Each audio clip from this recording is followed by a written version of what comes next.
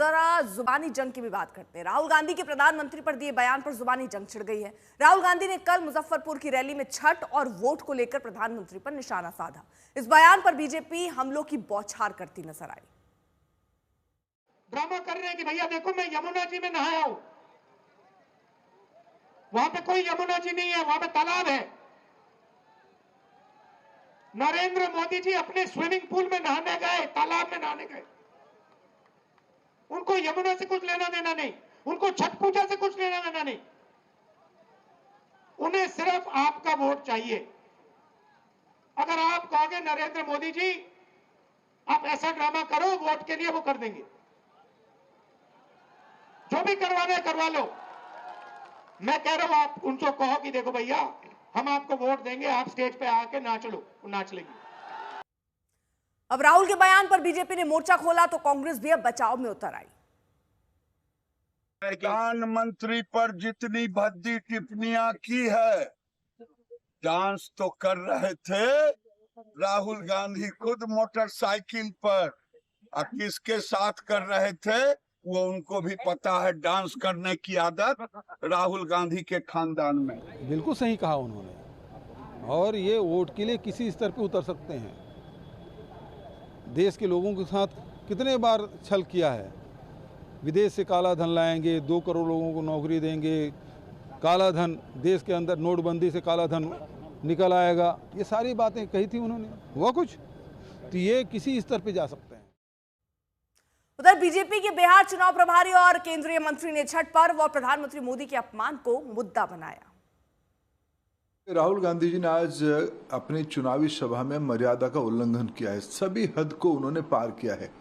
न केवल प्रधानमंत्री जी को अपशब्द कहा, उन्होंने बिहार न केवल भारत के अत्यंत श्रद्धा की उत्सव, सातत्य के उत्सव छठ को भी उसमें से घसीटा है। अपने सामंतवादी मनोवृत्ति का, एक परिवारवादी लोगों की समूह ने एक राजनीतिक आक्रोश से, कुंठा से, भय की, पराजय की भय से ये ग्रसित होकर इस प्रकार की अभद्रामी उन्होंने दिखाई है। ये चुनाव जो चलता है ना, चुनाव चलता है तो उसमें जुमले बोले जाते हैं। एक्चुअल मीनिंग क्या होता है वो अलग बात है, पर चुनाव चलते हुए क्या क्या बोलते हैं, मोदी जी क्या बोलते हैं, अमित शाह जी क्या बोलते हैं, कांग्रेस नेताओं के बारे में, तो पूरी देश देख रहा है, दुनिया देख रही है। इसलिए इसको ये जो इशू बनाना चाहते हैं ना, इशू बनना वाला नहीं है। उसका मतलब है कि वोट लेने के लिए मोदी कुछ भी कर सकते हैं। ये इनके प्रकार साम दाम दंड भेद की जो हम बात करते हैं वही बात है। उधर खुद को प्रधानमंत्री मोदी के अनुमान बताने वाले चिराग पासवान ने भी राहुल गांधी को भाषा की पाठ सिखाई। देखिए, इससे ज्यादा शर्मनाक बयान नहीं हो सकता भाई। जिस तरीके से आप प्रधानमंत्री के लिए बोल रहे हैं, इतना अमर्यादित होके, क्या मतलब है भाई? आप नीतियों के ऊपर आप कोसिए, नीतियों को लेकर आप बोलिए जो बोलना है आपको, कि 11 साल में आपने क्या किया, बिहार के लिए आपने क्या किया। ये तमाम बातें राजनीतिक विषय से जुड़ी हुई हैं, आप उठाइए। बट इस तरीके से प्रधानमंत्री जी, भाई देश के प्रधानमंत्री और आप नेता प्रतिपक्ष हैं, कम से कम इतनी मर्यादा तो आप रखिए कि राजनीति का स्तर पूरी तरीके से समाप्त ना हो जाए। मुझे नहीं लगता इससे ज़्यादा शर्मनाक बयान राहुल जी के द्वारा और कोई दिया जा सकता है। और जब इन्होंने ऐसे बयान दिए तब इनको नुकसान हुआ है। नहीं, देखिए, वो राहुल जी ने कहा है कि वोट के लिए कुछ भी कर सकते हैं। वो सही बात है कि देश में जो उनको खाली वोट चाहिए और देश के जनता से उसको कोई लेना देना नहीं है। सिर्फ उनको पावर में रहना है, हर राज्य जाके जीतना है, राज्य में काम हो रहा है या नहीं हो रहा, उनको कोई लेना देना नहीं है। सिर्फ उनको अपने आप को वाहवाही कराना है। तो ये सही है कि नीतीश मोदी जी जो है, अब बताइए ना, देश के गरीब लोगों को 5 किलो चावल पे ले आया है। देश के युवा को रोजगार देना चाहिए, उनको रोड पे घूम रहे हैं और कह रहे हैं कि हम मोबाइल का डाटा जो है वो सस्ता हमने कर दिया, आप रील बनाओ। अब एक समय कहते हैं पकौड़ा बना के तुम रोजगार रखो, एक समय मोबाइल पे रील बना के 5-5, 6-6 घंटा मोबाइल पे रहो ताकि तुमको कोई काम धंधा नहीं करना। तो अब ऐसे हमारे प्रधानमंत्री जी, तो उनके लिए क्या ही विचार करने की आवश्यकता और क्या ही बोलना है। वोट और लोकतंत्र के महापर्व के लिए हमें लोगों से प्रार्थना करनी ही चाहिए। इसका मतलब वोट देने वालों का अपमान कर रहे हैं राहुल गांधी। तो राहुल गांधी अहंकार के साथ मांग सकते हैं, हम तो भैया हर तरह से वोट मांगेंगे और हमें जनता के सामने में झुकने में कोई गुरेज नहीं है, क्योंकि हम तो नरेंद्र मोदी जी जनता के प्रधान सेवक हैं और राहुल गांधी की तरह भोले बाबा के फोटो का, सनातन के भावों का अपमान नहीं करते। इस तरीके की ज़बान, इस तरीके की भाषा कभी भी राजनीति में नहीं बोली जाती थी। ये तो बीजेपी ने एक नया कल्चर देश के अंदर पैदा कर दिया।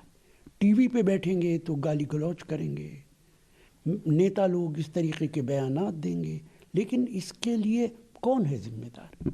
निश्चित तौर से प्रधानमंत्री जिम्मेदार है। शशि भूषण हमारे साथ हमारे सहयोगी और जानकारी के साथ जुड़ चुके हैं। शशि भूषण, अब जब सवाल राहुल गांधी के बयान पर खड़े हो रहे हैं तो कांग्रेस के नेता ये नहीं कहकर बच सकते कि इसकी शुरुआत किसने की। अगर किसी ने शुरुआत की तो क्या ये परंपरा हर दल निभाएगा?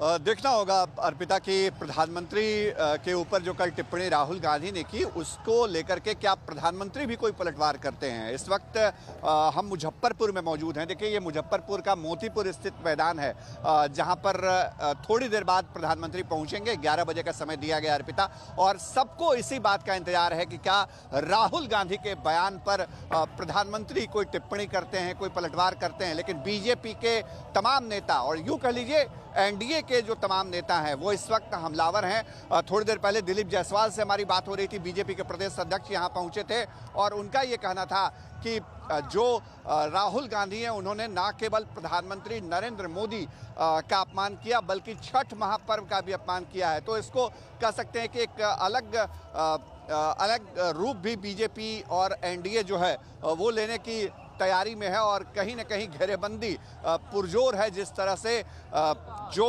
प्रधानमंत्री के ऊपर कल राहुल गांधी ने टिप्पणी की थी उसके बाद लगता नहीं है कि ये मामला इतना जल्दी ठंडा पड़ेगा, क्योंकि महज एक हफ्ते से कम का वक्त बचा है पहले चरण की वोटिंग में। और उसके पहले राहुल गांधी ने जो किक ऑफ किया अपने कैंपेन का बिहार में, उसमें पहले दिन जो टिप्पणी की है प्रधानमंत्री को लेकर के, वो टिप्पणी कहीं न कहीं विपक्ष को, उनके विरोधियों को, एनडीए को एक एजेंडा भी दे रहा है।